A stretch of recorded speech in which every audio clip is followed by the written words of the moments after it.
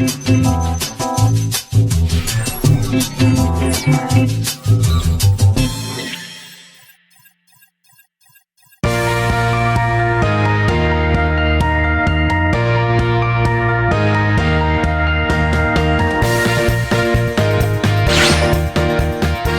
안녕하세요. 저는 한국경제신문 산업부에서 일하고 있는 황정수 기자라고 합니다. 주로 전자기업들, IT 기업들을 취재하고 기사를 쓰고 있습니다. 안녕하세요. 저는 한동대학교 정두희 교수입니다. 현재 임팩티브 AI라고 하는 인공지능 회사를 함께 운영하고 있습니다.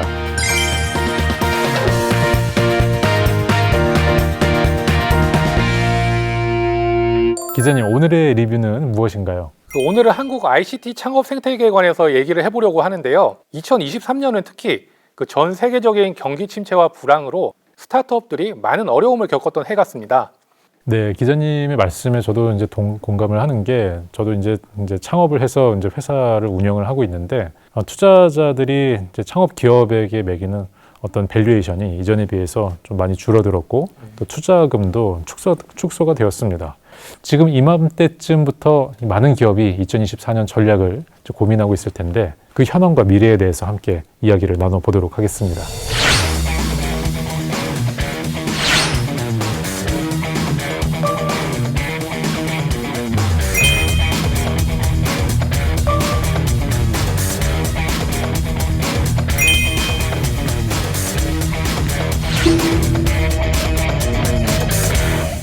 기자님께서는 스타트업의 성지라고 불리는 실리콘밸리에서 특파원 생활을 오래 하신 것으로 알고 있는데요. 혹시 우리나라와 크게 좀 차이가 있는 부분이 있었다면 어떤 부분인가요? 예, 많은 분들이 사실 실리콘밸리라고 하면 이제 기술의 성지, 빅테크 기업들의 홈타운 이런 식으로 많이들 알고 계시잖아요. 제가 느낀 실리콘밸리는 창업의 성지였던 것 같습니다. 자원도 너무 풍부하고 또 구글이나 애플 이런 빅테크 기업만 있는 게 아니라 수많은 스타트업들이 있고 거기에 투자하는 벤처 캐피털들이 있습니다. 이런 생태계가 잘 갖춰져 있어서 전 세계 인재들을 다 빨아들이고 있다. 예, 이렇게 볼 수 있을 것 같습니다. 또 빅테크 기업들과 스타트업 간의 협력 및 투자 생태계가 잘 갖춰져 있다는 점, 이것도 좀 다른 점이고요. 실제로 우리가 잘 아는 빅테크 기업들, 구글, 애플 이런 것들이 스타트업에 투자를 많이 하고 있고요. 구글 벤처스가 대표적입니다. 또 고객관리 시스템으로 유명한 세일즈포스 등도 스타트업 투자에 적극적입니다. 교수님께서 보시기에 국내 ICT 벤처 창업 생태계에서 상대적으로 그래도 좀 잘 갖춰져 있다, 이렇게 또 생각이 드시는 부분이 있으실 것 같은데 좀 말씀 부탁드리겠습니다. 네, 최근에 AI 분야 같은 경우는요, 제가 이제 다른 나라도 이제 몇 군데 가서 비교해 보면은 정부 지원이 굉장히 좀 잘 되어 있는 것 같습니다. 네. 그래서 AI 비즈니스를 하는 그런 이제 창업자 입장에서는 여러 수혜를 받을 수 있는 기회들이 있는 것 같습니다. 정부 지원 때문인지 최근에 또 좀 분위기도 많이 좀 바뀌고 있는 것 같긴 합니다. 한국에서도 유니콘들이 많이 나왔잖아요. 아무래도 또 스타트업이 작은 기업이다 보니까 모든 걸 다 할 수는 없잖아요. 가장 좀 필요하다, 무엇이라고 좀 생각하시는지 좀 궁금합니다. 창업 생태계를 고려한다는 것이 이제 단순히 갖추어진 환경만 봐야 하는 것은 아니고요. 때로는 좀 더 넓고 장기적인 시각이 필요합니다. 새로운 기술을 대할 때는 이제 당연히 앞으로 이제 세상이 어떻게 바뀔지를 고려해야 하겠죠. 창업할 때부터 우리가 새로운 기술로서 이제 어떤 사회 문제를 해결할 수 있을 것인지 여기에 초점을 맞춰서 생각해 볼 필요가 있겠습니다. 네, 맞는 말씀입니다. 창업자들하고 얘기를 해보면은 창업에 대해서 본인이 발견한 문제를 해결하는 과정이라고 하더라고요. 베어로보틱스 창업자는 구글 다니면서 부업으로 이제 미국 실리콘밸리에서 순두부 식당을 했었는데 종업원들이 과도한 업무에 시달리는 것을 좀 해결해주기 위해서 서빙 로봇 스타트업을 창업을 했다고 합니다. 이런 개인적인 문제 해결에서 출발을 해서 더 큰 문제, 출산율 저하라든지 고령화 문제 같은 것들도 여기에 더해가지고 치매 인구 증가, 독거노인, 고독사 문제까지 요즘은 특히 정말 심각하게 거론되는 그런 문제들이 많은데요. 또 노동력 부족, 또 디지털 전환 얘기가 계속 나오는 것도 같은 맥락으로 볼 수 있고요. 이런 문제를 대기업이 아니라 스타트업이 해결할 수 있다. 저는 이렇게 또 믿고 싶거든요. 그렇습니다. 그리고 이에 대한 일종의 대안으로 나오는 것이 돌봄 로봇과 같은 종류인데요. 늘어나는 돌봄 수요를 기술력으로 해결하는 것입니다. 국내에서 돌봄 로봇을 만드는 기업으로는 한국과학기술연구원의 1호 기술 출자로 설립된 로봇케어가 대표적입니다. 휴머노이드, 그러니까 인간의 형태를 한 돌봄 로봇 전문 기업인데요. 로봇 제작, 설계, 생산까지 다 한국에서 이루어집니다. 로봇 케어는 이제 딱 현실 내에서 가능한 부분부터 수행해 나가고 있는 기업인데요. 그룹형, 개인형으로 치매 예방을 또 인지하고 또 훈련하는 이런 로봇이 대표적입니다. 게임과 인터랙티브 기능을 통해서 사용자와 상호 교감하며 또 인지를 향상시키고 또 소근육을 운동시키는 이런 기능을 갖추고 있습니다. 정말 이제 저 같은 사람들의 일상생활을 돌봐주는 뭐 이런 형태의 로봇은 없을까요? 일상생활에 도움을 주는 가정용 돌봄 로봇도 있는데요. 내가 아침에 일어나면 나한테 쫓아와서 잘 주무셨습니까? 이렇게 물어봐 주기도 하고, 또 약 먹을 시간이 되면 약은 드셨습니까? 이렇게 또 약도 꺼내주기도 하고요. 이제 챗GPT 기반 대화, 또 이런 감정 상태 분석까지 또 지원을 한다고 합니다. 예, 정말로 챗 GPT 지원이 된다면은 그 검색에 가까운 질문 답변이 가능해서 특히 어르신들한테 유용할 것 같습니다. 예를 들어서 뭐 정두희 교수님이 누구야? 뭐 물어보면 아, 그 잘생긴 교수님. 뭐 이렇게 프로필을 알려주는 식으로 아마 이렇게 서비스가 될 것 같은데요. 예, 실제 그 챗GPT가 이제는 뭐 하드웨어나 또 다른 서비스와 연동이 되면서 지금 말씀하신 그런 종류의 기능을 하는 것까지 점점 만들어져 가고 있습니다. 물론 아직은 한계가 있습니다. 이제 로봇이라고 하는 게 정말 사람처럼 자연스러우려면은 굉장히 종합적인 어떤 그 인지 감각이 있어야 하는데, 사실 이제 컴퓨팅 기술이나 로봇 기술은 어떤 특정 영역에만 전문화되어 있다 보니까 사람처럼 자연스러움은 아직은 좀 부족한 것 같습니다. 어떤 한계점을 극복하기 위해서는 기술력도 개발이 되어야 하고요. 또 탄탄한 지원도 뒷받침되어야 할 것 같습니다. 로봇 케어의 경우에도 로봇의 인터랙티브 기능을 구현할 수 있었던 것이 결국 ICT 기금 사업 지원 덕분이었습니다. 네, 축하합니다.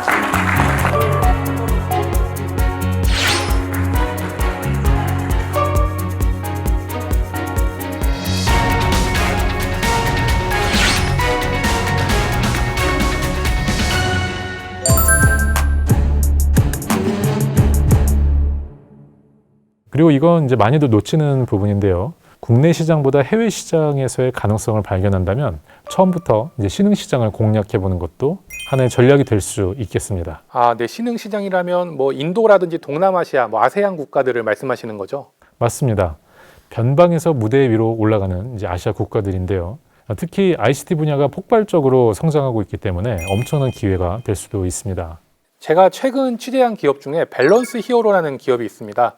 인도 시장에서 승승장구하고 있는 우리나라 핀테크 기업인데요. 안드로이드 기반의 애플리케이션 트루 밸런스로 넥스트 빌리언이라고 불리는 인도 중산층을 사로잡았다고 합니다. 다운로드만 무려 8천만 건, 액티브 유저는 약 500만 명으로 인도 내 탑3에 들어간다고 하네요.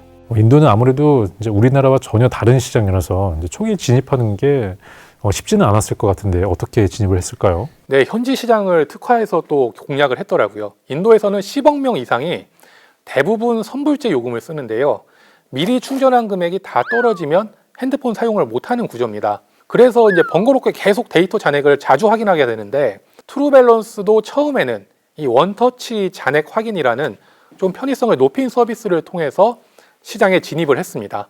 잔액조의 서비스로 이제 유저와 트래픽을 먼저 확보한 케이스인 것 같습니다. 그럼 그걸 기반으로 다른 서비스를 또 진출을 했을까요?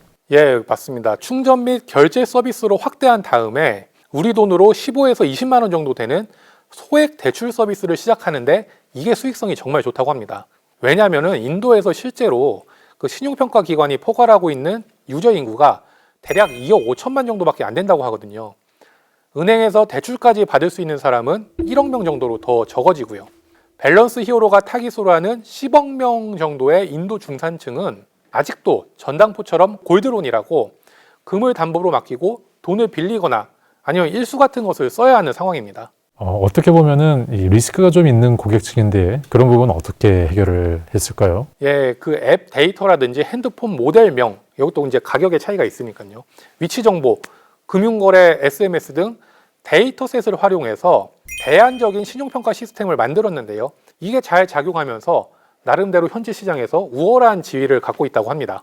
기회를 잘 노리고 전략적으로 잘 진출한 케이스인 것 같습니다. 새로운 시장에 진입할 때는 시장의 크기, 또 성장의 속도, 시장의 성숙도 이런 것들을 전반적으로 잘 고려해야 되는데 이제 인도는 핀테크와 관련해서 모두 적합했던 것 같습니다. 네, 교수님께서 또 창업 생태계에 몸담고 계시니까 또 여쭤보고 싶은 게 있는데 교수이시자 경영자로서 업계에서 이렇게 활동을 하시면서 좀 바람 같은 게 있다면 좀 어떤 게 있을까요? 사실 이제 창업이라고 하는 게 쉬운 일이 아니거든요. 불확실성과 싸워야 되고 또 이제 적은 리소스를 가지고 많은 일들을 해야 하고요. 그리고 또 창업 기업이라고 해서 이제 큰 회사가 해야 하는 것을 안 하는 것도 아니고 그런 기업이 해야 될 여러 가지 일들을 다 해야 합니다. 근데 이제 자원이 이제 적기 때문에 이 모든 것들을 이제 감당해 나가는 것이 어려울 때도 많이 있습니다. 그럴 때 어떤 자본이라든지 또 여러 가지 어떤 지원 같은 것들이 잘 갖춰져 있으면은 좀 더 창업자들이 좀 힘을 얻고 창업을 해 나갈 수 있을 것 같고요. 결국 이게 대기업의 돈이 또 창업 시장에 돌아야 이 창업과 뭐 투자가 더욱 활성화될 것이거든요. 스타트업 투자 전문으로 하는 벤처 캐피탈들도 너무 또 이름난 곳에 우르르 이렇게 몰려가가지고 막 투자 경쟁하고 이러지 마시고 좀 될성 부른 떡잎을 발굴하는데 주력해 주시면 또 이게 또 다들 벤처 캐피탈리스트들이 잘하는 분야니까요. 우리나라 생태계가 더 잘 될 것 같습니다. 네, 기자님 말씀에 상당히 공감하고요. 우리나라는 산업 특성상 좀 대기업 중심의 그런 경제 구조를 가지고 있습니다. 그래서 우리나라에서의 어떤 스타트업을 좀 더 효과적으로 활성화시키는데 대기업의 역할이 굉장히 중요한 역할을 할 것 같거든요. 말씀하셨던 그 오픈 이노베이션도 되게 창업 생태계를 활성화시키는데 필요한 일인 것 같습니다. 그리고 또 창업 그 시장의 문화도 조금 바뀌면 어떨까 이런 생각을 해봤는데요. 실리콘밸리의 특파원으로 있을 때 제가 많이 들었던 말 중에 실패에 관대하다 이런 얘기를 많이 들었거든요. 실리콘밸리에서는 실패가 부끄러운 게 아니라 앞으로 재기할 수 있는 그 뿌리로 인식이 되고요. 이런 것들은 오랜 창업 환경과 역사, 문화가 자연스럽게 이렇게 가능하게 하는 것 같습니다. 사실 이제 창업자들이 모두가 이제 알고 있는 그 커브는 이제 J 커브입니다. 큰 성장 또 기회를 바라보고 이제 창업을 하고 또 도전을 하는 것인데 그 전 단계는 일단은 그 내리막길을 겪는 것입니다. 여러 가지 좀 부족한 어떤 리소스를 가지고 시장에 진입을 하다 보면은 초기에는 좀 잘 안 풀리고 모든 것들이 어렵고 또 이제 실패를 하고 또 실패에 대한 타격도 꽤 크게 느껴지게 되는데 이런 것들을 얼마나 잘 극복하느냐가 그 이후의 성장의 중요한 발판이 되는 것 같습니다. 함께 잘 극복해서 그 성장의 길로 함께 갔으면 좋겠습니다.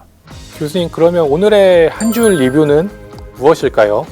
오늘 한 줄 리뷰는 조금 응원하는 차원에서 에브리데이 일취월장으로 하겠습니다.